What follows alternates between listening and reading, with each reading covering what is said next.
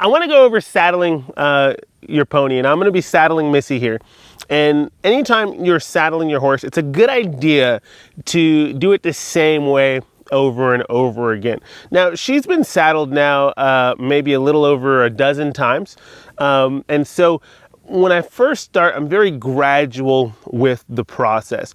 But right now, I'm kind of testing to see how she's taking to it. So I'll start by letting her kind of smell the saddle pad and rubbing it over her a little bit. That's how I would gradually introduce. But where we are, we're a little bit beyond that. So you're going to see that I'm just going to kind of throw the pad up there. I'll throw the saddle up there, because these are some of these little mini tests that I talk about that I like to do to see where my horse is mentally, to make sure that before I do that first ride, that they're going to be safe, that they're going to be okay and comfortable with me and confident in my leadership. So I'm going to give her a rub, see how she's kind of looking away. I want to get her to connect back to me. So I'm just going to take a nice little deep breath here. Good. I liked how she lowered her head a little bit there.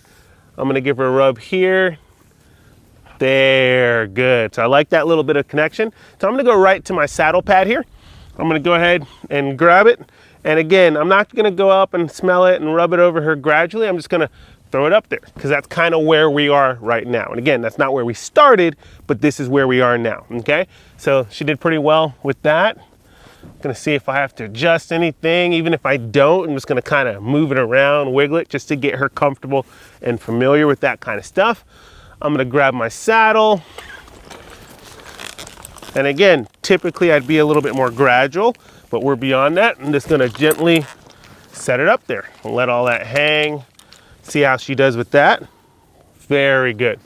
Good. So I like what I'm seeing so far. Okay. And again, just going to adjust and shimmy, make sure she's good with that. I'm going to walk around to this other side. And when I do throw my saddle on, I just want to make sure that everything on this side is hanging okay. Nothing's twisted. Okay, and I'll just kind of make a little bit of commotion and see how she's doing here.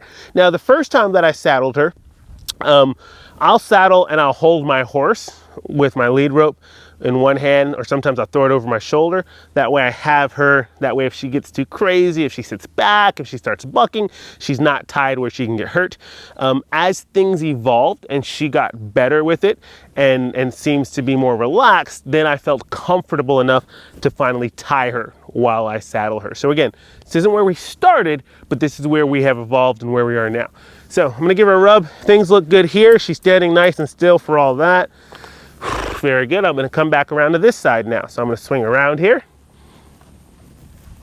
And so now I'm just going to go ahead and cinch up my pony.